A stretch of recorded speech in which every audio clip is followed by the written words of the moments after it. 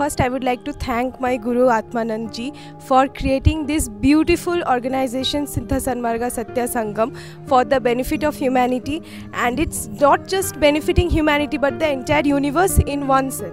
मैं गुरु जी की बहुत थैंकफुल हूँ कि मुझे और भगवान के भी कि मुझे इतने अच्छे गुरु मिले जिससे मुझे मेरा लक्ष्य क्या है ज़िंदगी का वो मुझे पता चला.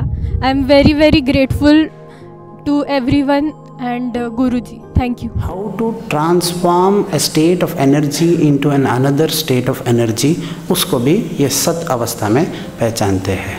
इस सत अवस्था में सच्ची में एक साधक को आत्म साक्षात्कार हो जाती है. तब वो मैं मैक्सिमम सत चित आनंद हूँ समझ जाता है.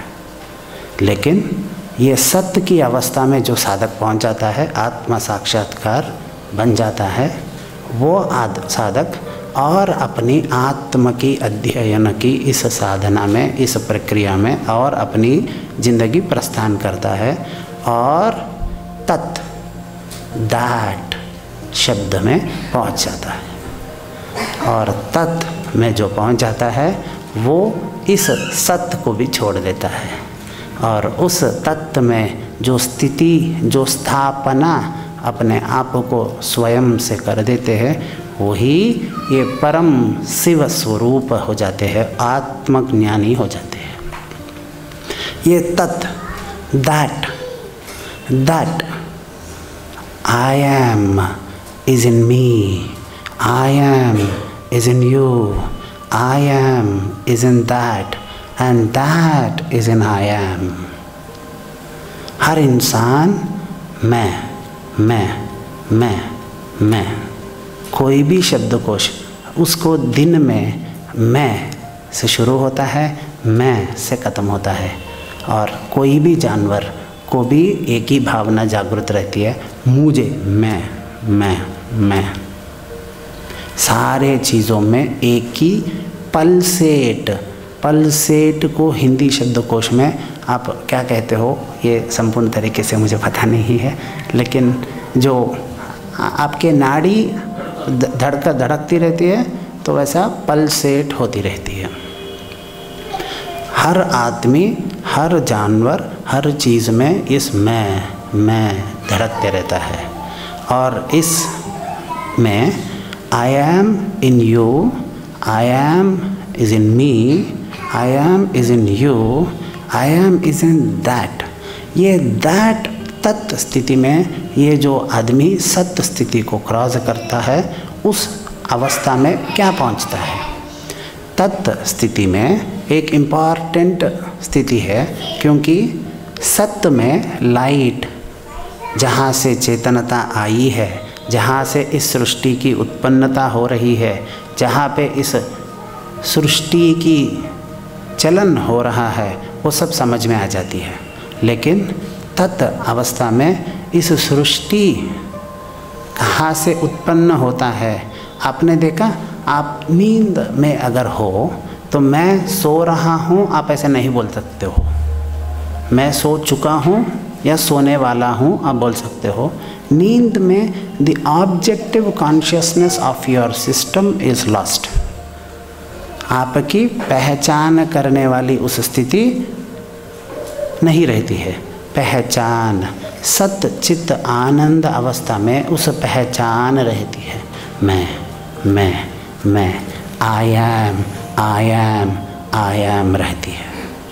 और उस आई एम में ये आई हट जाता है तो the amness, I am in this I am, I हट जाता है.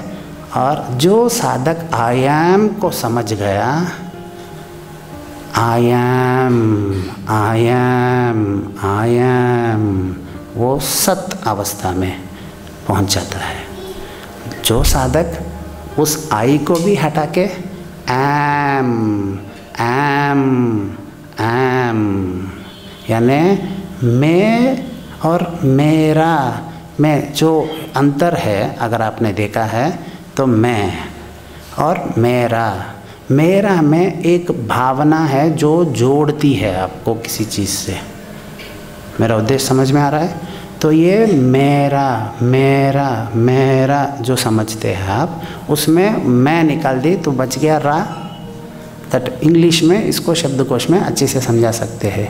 The amness, the being of belonging of yourself into yourself as yourself, उस स्थिति एमनेस में पहुंच जाते हैं।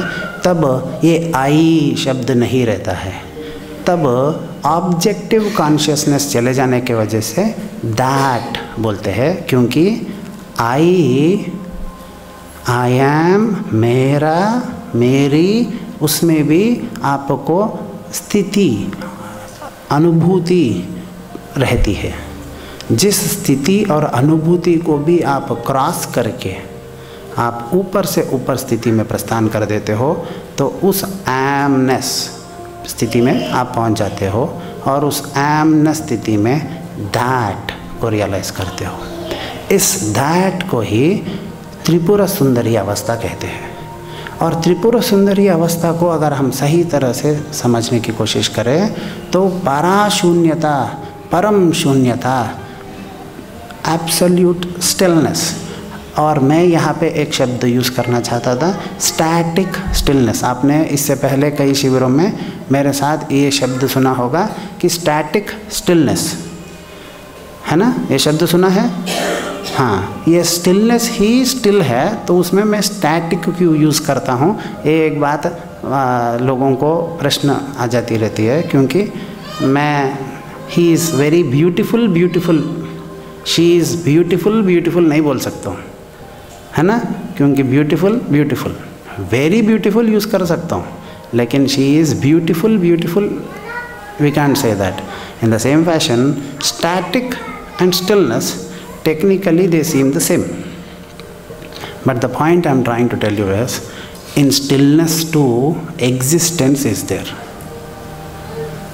and in static stillness what I try to understand and what I try to make you explain and understand is, in that there is no objective consciousness or existence also, you're not there। मम आत्मायै नमः, ये परम अद्वैत मंत्र। क्योंकि अगर आपने देखा तो ब्रह्म की साक्षात्कार करना है आपको, तो ब्रह्म की मंत्र साधना करो। नारायण की साक्षात्कार करवाना है तो नारायण मंत्र की साधना करो। अगर आपको परात्पर शिव स्वरूप को जागृत करके अपने अंदर उसकी दर्शन करना है तो ना शिव मंत्र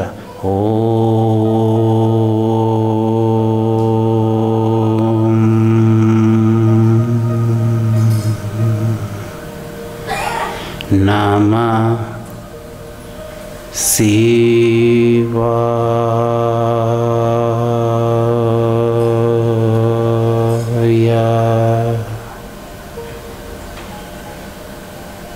इस मंत्र की जागरण करते हैं।